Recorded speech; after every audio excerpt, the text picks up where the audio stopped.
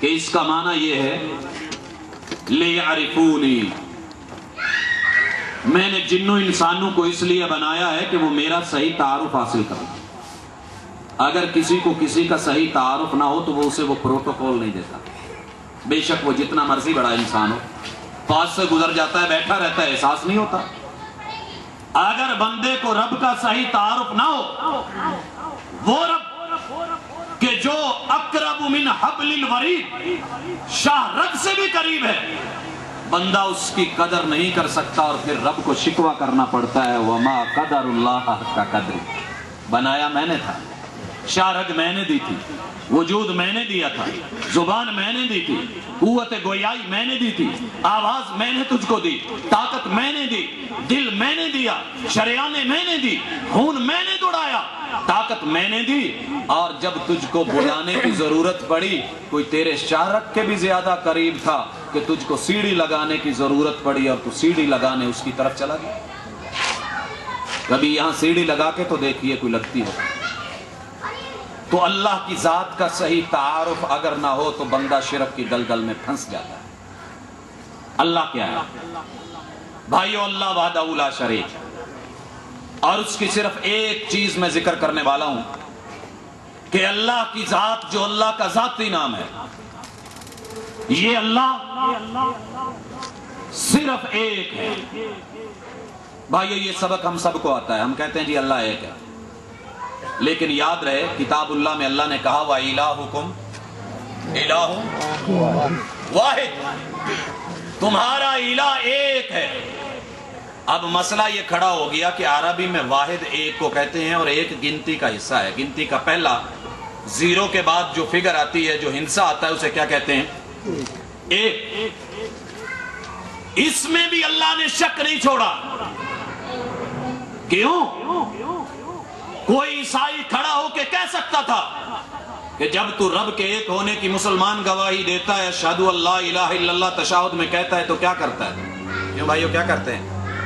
انگلی اٹھاتے ہیں۔ کیا مانا؟ اللہ۔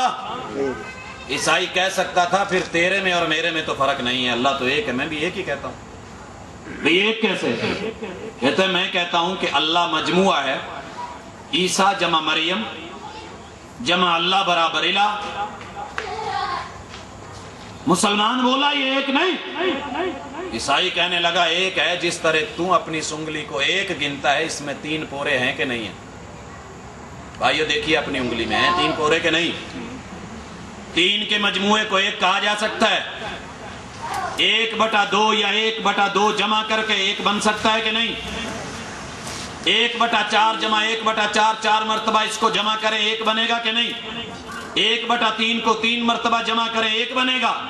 اللہ نے یہ بھی شک مٹا دیا، کل قیامت کے دن تلک کے لیے کوئی شخص عذر نہ کرے کہ اللہ میں 3 کو 3 حصوں میں بانٹ کے، 1 کو 3 حصوں میں بانٹ کے تجھے ایک مانتا تھا، 1/3 جمع 1/3 جمع 1/3 میں نے میتھ میں پڑھا تھا اللہ ایک ہوتا ہے، مجھے تجھ مشرک بنا کے جہنم میں کیوں ڈال رہا ہے؟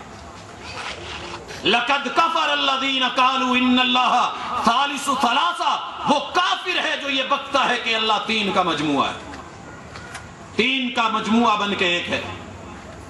کوئی کل کو مجوسی اٹھتا اہرمن اور یزدان کو 1/2 جمع 1/2 کہہ کے ایک اللہ کہہ دیتا۔ اللہ نے کیا کیا؟ یہ حصہ ہی توڑ دیا اور بولے قُلْ هُوَ اللَّهُ أَحَدٌ، واحد ایک کے بٹے ہو سکتے ہیں، واحد ایک گنتی کا تقسیم ہو سکتا ہے، واحد ایک کے ٹکڑے کیے جا سکتے ہیں۔ قُلْ هُوَ اللَّهُ أَحَدٌ، اللہ وہ جزء لا يتجزا ہے کہ وہ آخری پوائنٹ ہے جہاں سے آگے کچھ تقسیم ہو ہی نہیں سکتی۔ سائنس مانتی ہے ایٹم میں ایک وقت ایسا آتا ہے کہ جب ذرے کو مزید تقسیم نہیں کیا جا سکتا۔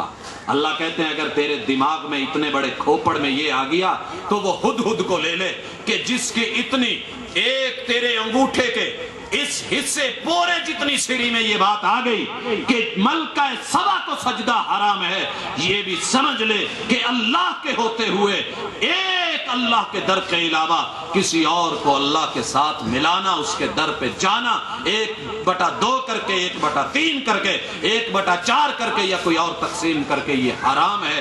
قل هو اللہ احد، وہ اللہ ایک ہے، اسے مزید تقسیم نہیں کیا جا سکتا۔ اللہ الصمد لم یلد ولم یولد ولم یکن لہ کفوا احد۔ حضرات، یہ قرآن مجید کی سورت ہر مسلمان کو تقریباً یاد ہوتی ہے، لیکن زبان سے یہ سورت پڑھ لینا، یہ جملے گنگنا لینا، ان کو یاد کر لینا، ان کا رٹا لگا لینا، تلاوت کر لینا، نماز میں پڑھ لینا، حضرات یہ کافی نہیں ہے اگر اس کے ساتھ ساتھ جو ہے شرک سے انسان نہ بچے۔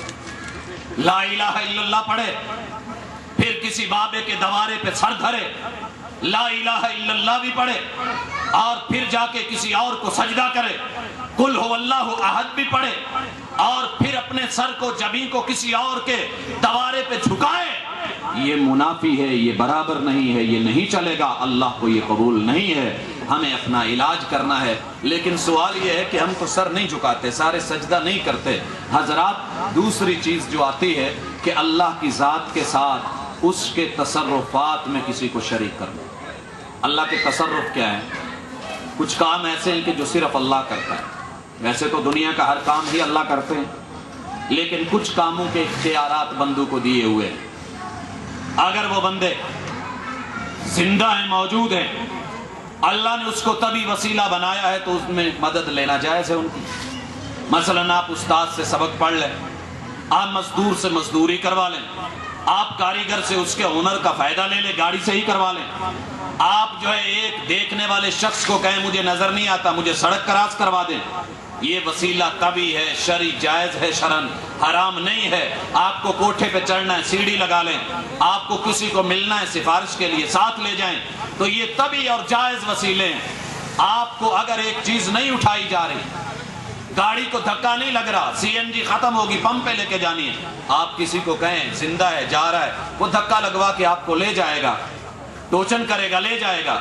لیکن اگر آپ گاڑی کو دھکا لگوانے کے لیے قبرستان چلے جائیں، گولڑا شریف چلے جائیں، اور بابا جی سے بولے بابا جی آپ اٹھیں اور اللہ کے لیے مجھے یہ دھکا لگوا کے گاڑی، تو جس طرح کوئی عقل مند انسان اس دیہاتی کو جس نے ایک پنڈ یہ گھاس کی اٹھانی ہے، گٹھڑی، اسے زندہ لوگ موجود ہوں، ان کو چھوڑ کے پھر قبر پہ کھڑا ہو اور کہے کہ میری یہ گٹھڑی میرے سر پہ رکھوا دے، یہ میرے بھائیو جائز نہیں ہے، نہ عقلاً نہ شرعاً۔ تو اس طرح کے کام حرام ہیں کہ بندہ اللہ کے ہوتے ہوئے جو زندہ ہے، اللہ کے ہوتے ہوئے جو قائم ہے، اور بھائیو اللہ نے جو تعارف کروایا، اللہ لا الہ الا هو الحی القیوم، حی کا معنی کیا ہے؟ خود زندہ ہے، دوسروں کو زندہ رکھتا ہے، خود زندہ ہے، اسے موت نہیں آنے والی، وہ چاہے دوسرے زندہ کو جب مار دے۔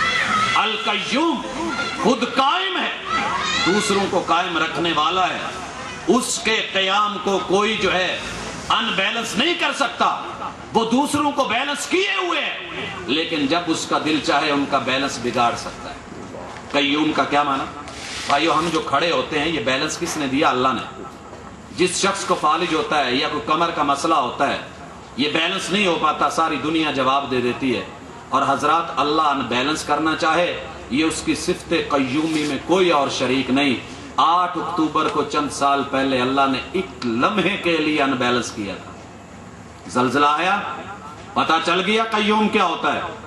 یہ دنیا کے اندر بڑے بڑے لوگ، پھر انسان جو ہے جائے کلفٹن سمندر کو دیکھے، لہروں کو اور ان کی بحروں کو اچھلتے ہوئے، اور پھر وہاں کھڑا ہو کے کہے سامنے دربار کو دیکھ کے بابا جی یہ تمہارا کرم ہے اور تمہاری مہربانی ہے کہ تمہاری وجہ سے یہ سمندر کی لہریں کنٹرول ہے، نہیں تو کراچی کب سے ڈوب گیا ہو۔ یہ بھول گیا اپنے رب کو کہ اس سمندر کو بیلنس کس نے رکھا؟ اللہ نے۔ بابا جی کو بیلنس جب تک رکھنا تھا رکھا اللہ نے، جب ان بیلنس ہو گیا تو پھر نہانے کے قابل بھی نہ رہا، نہلایا لوگوں نے، قبر میں ڈالا لوگوں نے، دفنایا لوگوں نے۔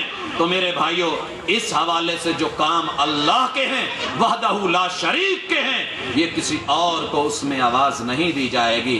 غم کون ٹالتا ہے؟ صرف اللہ، صرف اللہ۔ اب کیا میں اپنی گاڑی پہ لکھوا لوں جھولے لال دے خوشیاں غم ٹال؟ میرا